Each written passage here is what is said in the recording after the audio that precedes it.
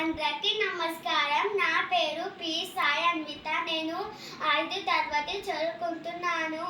నేను తెలుగు పద్యం చెప్పబోతున్నాను. తీరి బంగారు పందెందు తెలుగు నేల, తాత నీటితో ప్రవహించు తెలుగు నదులు, తెలుగు వాసి ప్రతగతించు తెలుగు గిరులు, తలుచుకున్నంత నామెన పులికరించు. దీని భావం తెలుగు నేల పైన బంగారు పంటలు పండుతాయి. నిర్మలమైన నీటితో తెలుగు నదులు ప్రవహిస్తున్నాయి.